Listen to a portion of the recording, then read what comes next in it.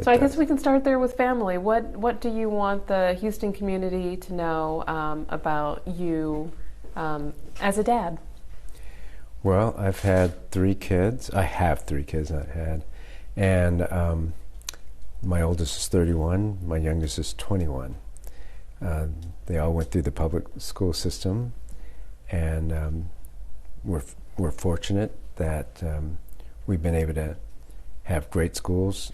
And one of the things I want to make sure for the kids in HISD is that every child has a great school. What are your plans to make HISD a great school district? Yeah, so that's a large question, but right now it's a tale of 2 districts or 2 systems.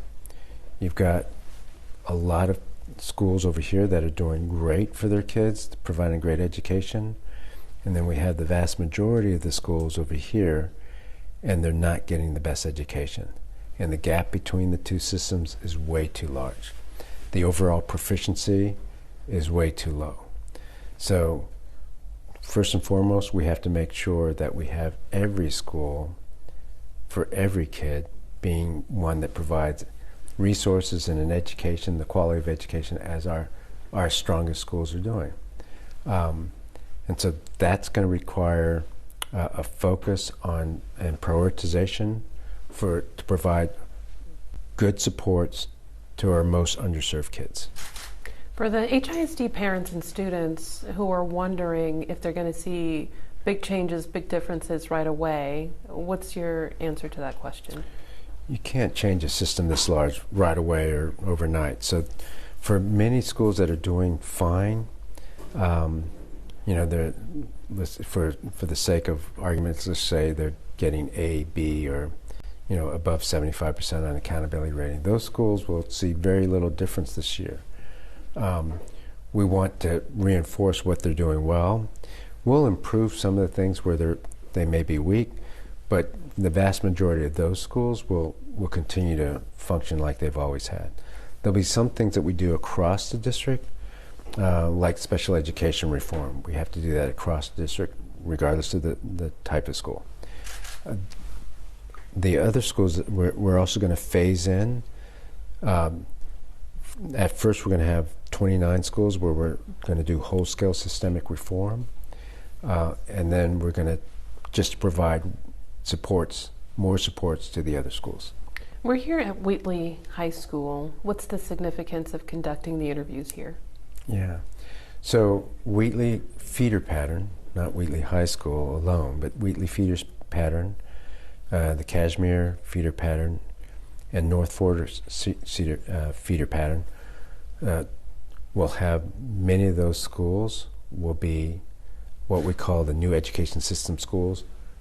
They are our priority schools where we'll provide a level of support that I've never seen before to turn around those schools in the whole feeder pattern. And you mentioned special education. I know that's going to be a priority for you. What are your plans for the special education community within HISD? Yeah, that's also, you're asking all the right questions, okay, but there's a lot of detail that goes into all that. The short answer is, yes, special education is one of the exit criteria that we need to fulfill before we get out of intervention. What we need to do is to support our special education teachers. We all know in the education profession, SPED teachers are overworked. They have a lot of compliance issues, challenges. They have ARD meetings. They have lots of things that they have to do on top of trying to be good instructors. And the reality is the instruction is diminished because of they don't have much time. So one of the things we're going to have to do is make sure that they have the proper supports. We're going to hire a bunch of special education support teachers to work with the special education resource teachers to make sure that some of those compliance requirements are taken off the plate. Then we're going to strengthen the instruction of our special education staff so that a special needs student receives the best instruction possible. Right now, it's not always the case. Sometimes our special needs students don't get good reading instruction, and they should be getting the best instruction. So that's the short answer. There's a lot of detail in what I've said. And you mentioned hiring support staff. What are your plans for hirings and firings across the board, not just for support staff? Yeah, so we're coming in June. School year starts in August. People still already have plans. They have contracts, and so we're not going to be looking at firing people this summer. This year, we're going to, I think I've already said, do whole-scale systemic reform for 29 schools. So we're going to have to hire or rehire the people who are there, or other teachers, and then place teachers who don't receive a job in another school or somewhere in the district. Will honor their contract. So that's the biggest difference for this summer going into next year. So there will be some restructuring. There will be some staff who may lose their jobs. Well, they will be, their position may shift, but yes, there will be some restructuring this summer, no question. And why is that? Because our kids don't have a year for us to wait for reform. This is not your typical superintendency even. We have a mandate. Our kids are behind. We need to restructure the district. I don't have 6 months to do a listening tour and then another 6 months to put in a draft strategic plan, and we lose a year. The adults can lose a year, the kids can't. Kids don't have time. So are you going to look at the educators that you have right now? Are you going to look at their record to make those decisions, or how would you make those decisions? We're going to provide a lot of detail about that at the end of next week. But the short answer is we'll look at the quality of their teaching, and that will be the number one criteria for whether they work in the 29 schools. And I read that you have specific plans for librarians. That's the second time we've been asked that today. I don't have a specific plan for librarians. Where'd that come from? I think it came from the fact that we were talking about staffing model, and for the 29 schools, what's the most efficient, effective staffing model to help our kids with reading, writing, math, science, and year 2035 competencies. And so I didn't mention librarians as part of that staffing models, and they're not included in that staffing model, and so I think that's why there's some miscommunication about librarians. I also I think you guys have covered librarians have been a story in the past, so I think people are sensitive about it. You don't have plans to let go of the librarians. You will Correct. Continue to retain librarians. What I've said is that people who have a contract today, we're going to try to honor that. I may not be able to do that all with central office staff, but people in the schools that have a contract, we're going to honor that. So there's enough vacancies, there's enough positions in a district this size, we'll be able to do that. And you have charter school in your background. Any plans to turn HISD into a charter district? No. Okay. The job is to take the schools that we have, 273 schools, and make sure those are the best schools and provide the best education for all the kids in HISD. That's the charge. And why are you the person for the job? Well, my various experiences have brought me to this point. Former Army officer, West Point grad, company commander, Army Ranger.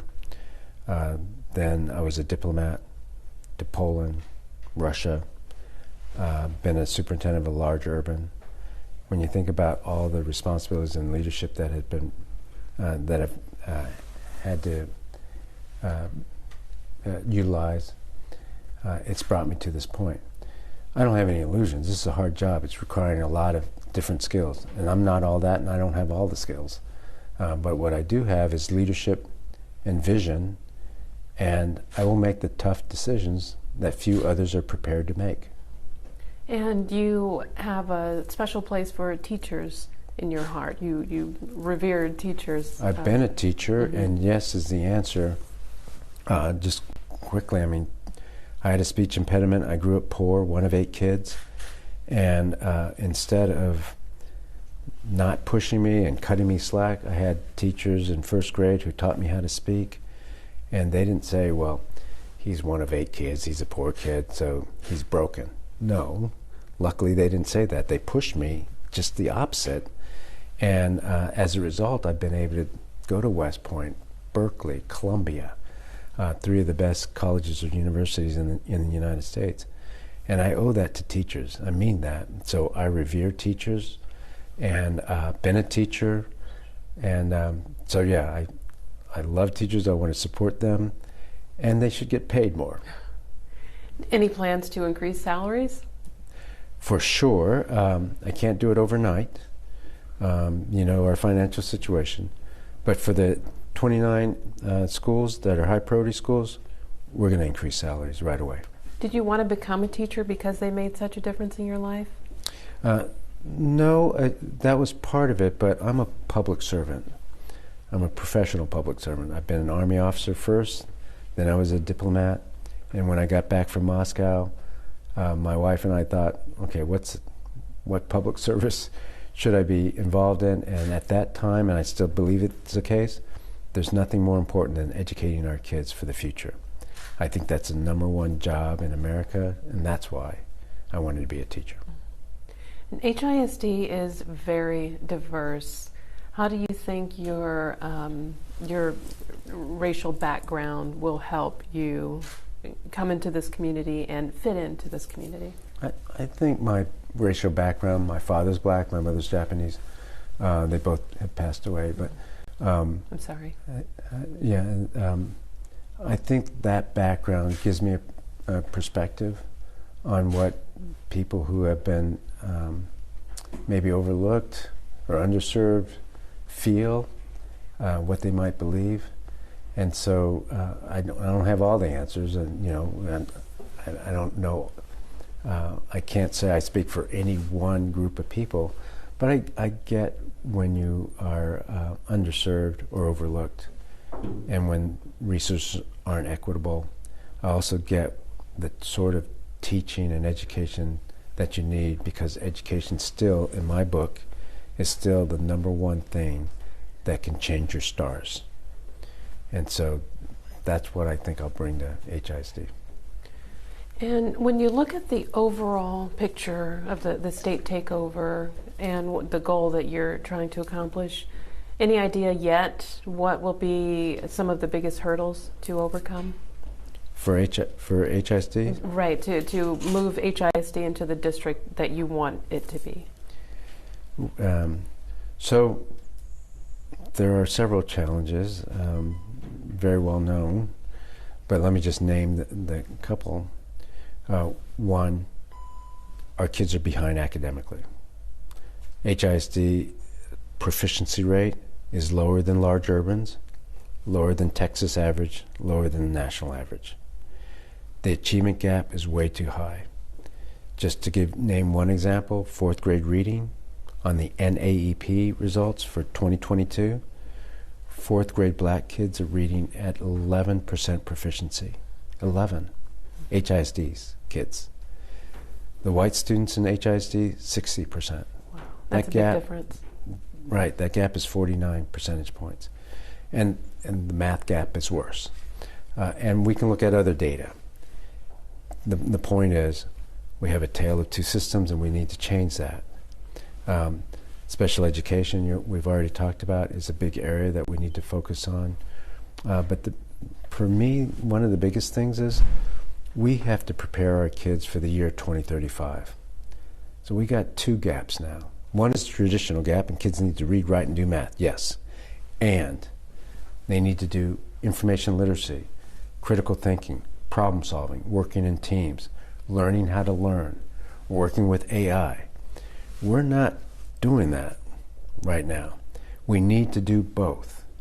If we want our kids to be ready for a world and workplace of 2035, then we need to do some things now to get them ready for that.